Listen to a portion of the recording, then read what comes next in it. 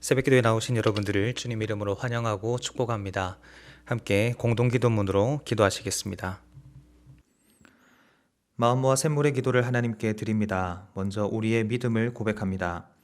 사람마다 먹고 마시는 것과 수고함으로 낙을 누리는 그것이 하나님의 선물인 줄도 또한 알았도다. 아멘. 감사하신 주님, 우리에게 주신 모든 것이 하나님의 선물임을 고백합니다.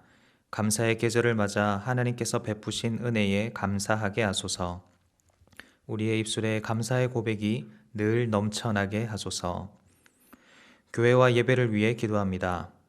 주의 집에 사는 자들은 복이 있나니 그들이 항상 주를 찬송하리이다. 아멘. 예배를 받으시기에 합당하신 주님, 주의 궁정에서의 한 날이 다른 곳에서의 첫날보다 나음을 기억하게 하소서. 교회가 예배 공동체임을 기억하게 하시고 매주 마음과 정성을 다해 최고의 예배 드리게 하소서. 교회를 사랑하여 기도하는 직분자 되게 하시고 맡겨진 영혼을 귀히 여기는 목자 되게 하소서. 모든 성도의 헌신으로 세워지는 교회가 되게 하시고 날마다 영혼 구원의 역사가 일어나는 교회 되게 하소서. 다음 세대와 청년들을 위해 기도합니다. 이는 여호와께서 요셉과 함께 하심이라.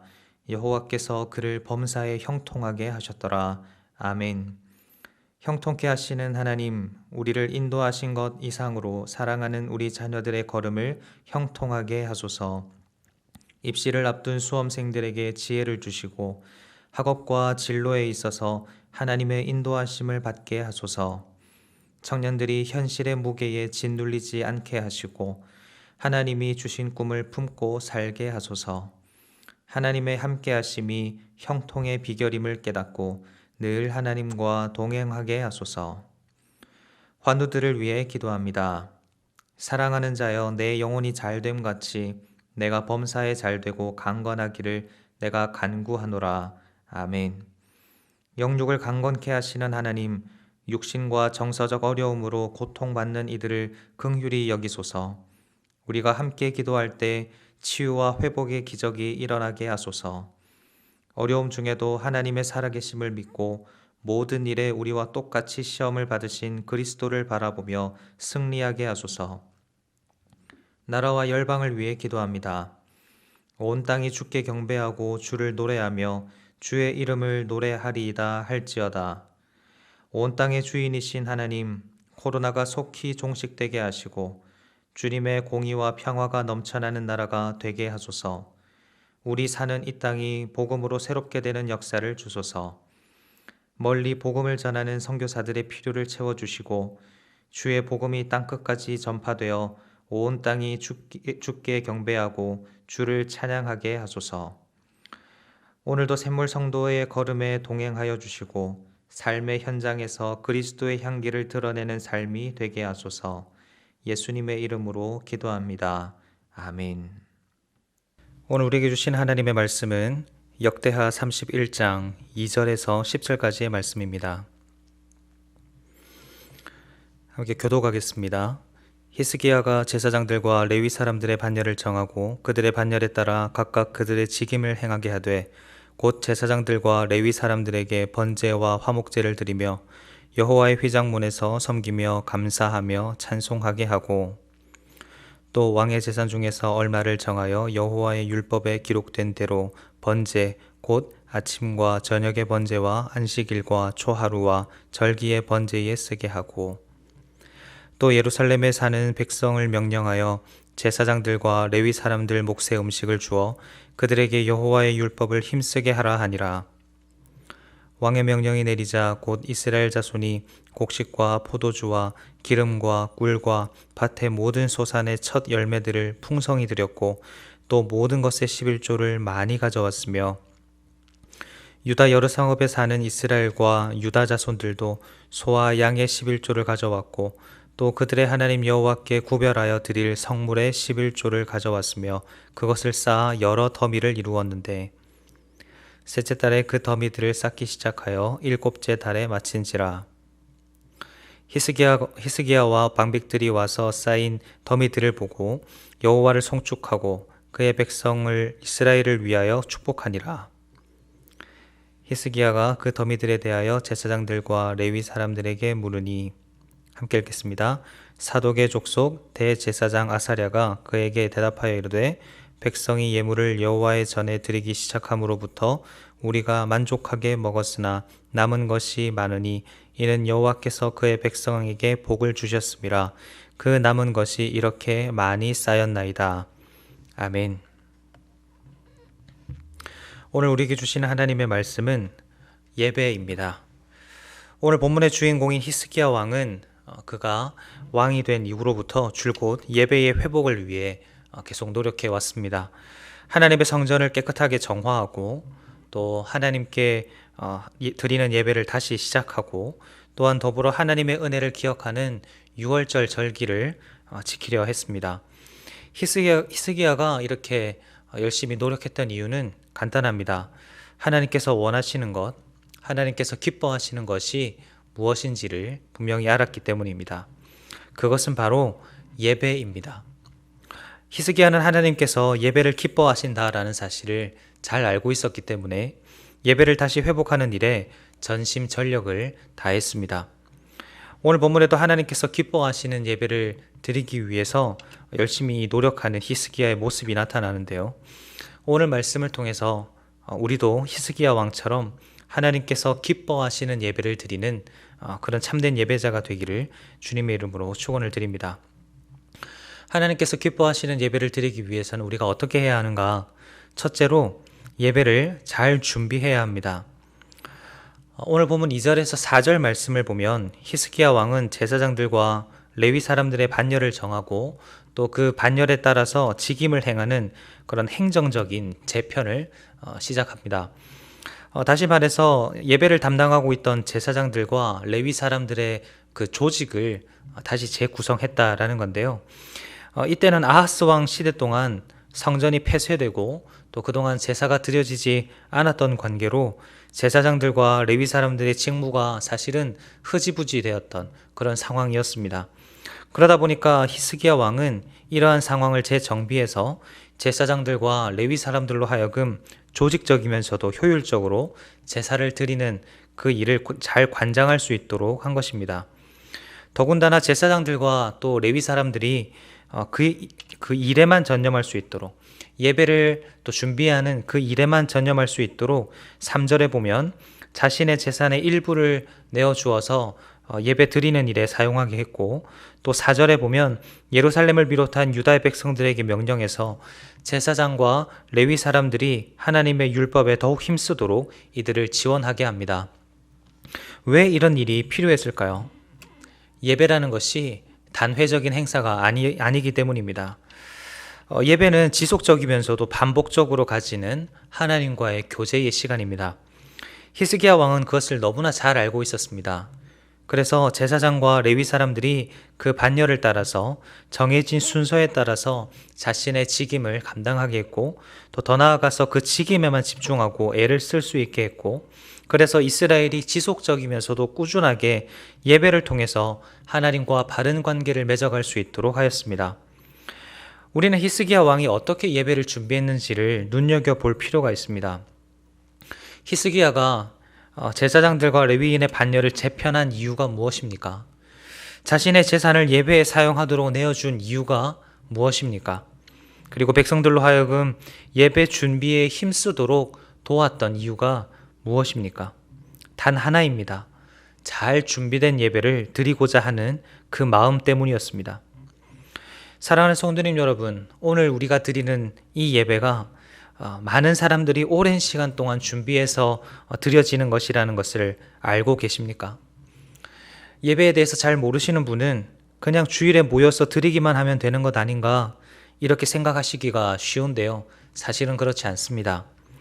말씀을 준비하시는 목사님과 또 찬양을 준비하는 찬양팀, 이 예배를 위해서 음향과 영상을 준비하는 방송팀, 그리고 안내로 섬겨주시고 방역으로, 청소로, 또 행정 업무로 보이는 곳에서 보이지 않는 곳에서 이 예배를 위해서 준비하시고 섬겨주시는 분들이 정말 많이 계십니다.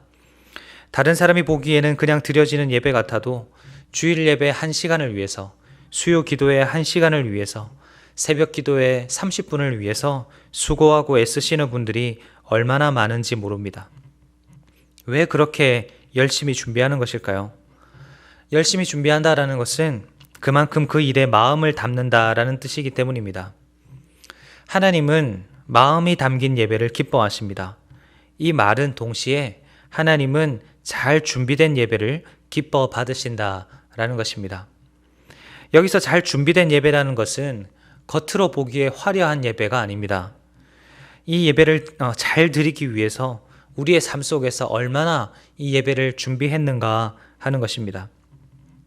목회자에게 예배를 잘 준비하는 일은 말씀을 잘 준비하는 일입니다.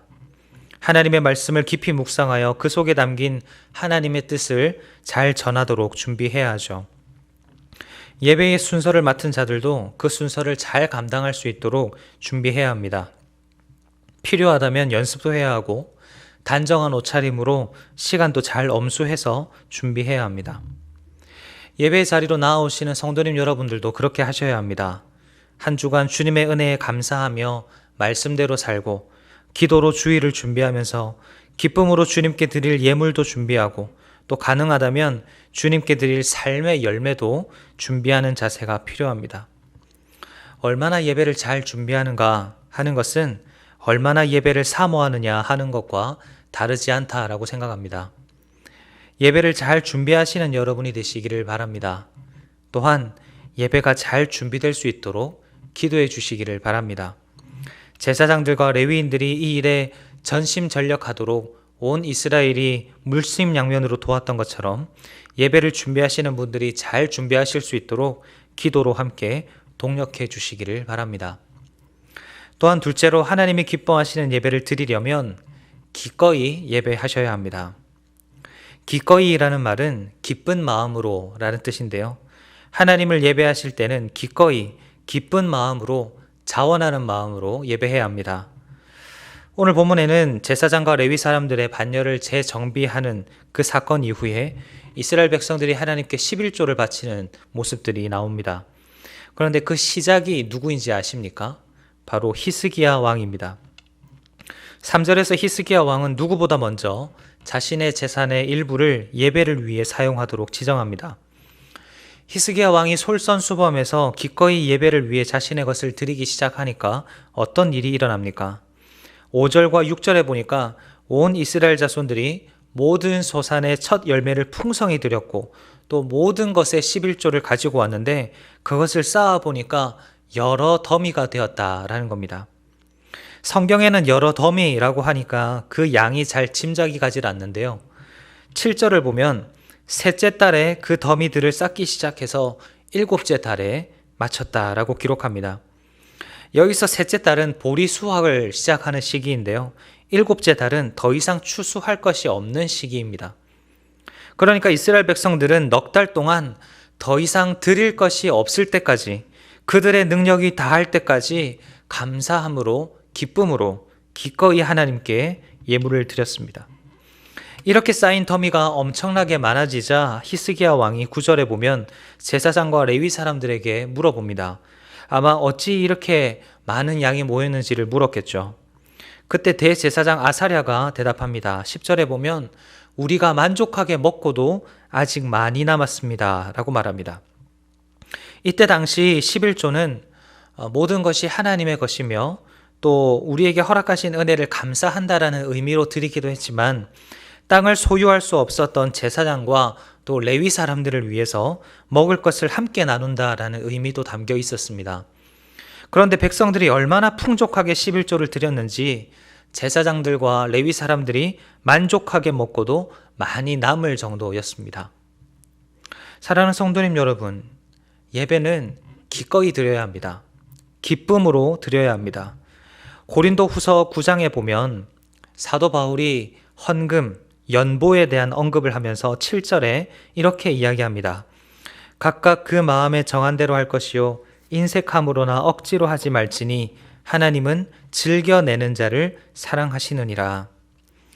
인색하거나 억지로 많은 액수의 헌금을 드리는 것보다 적은 액수라도 기꺼이 감사함으로 드리는 것을 기뻐 받으신다라는 말입니다.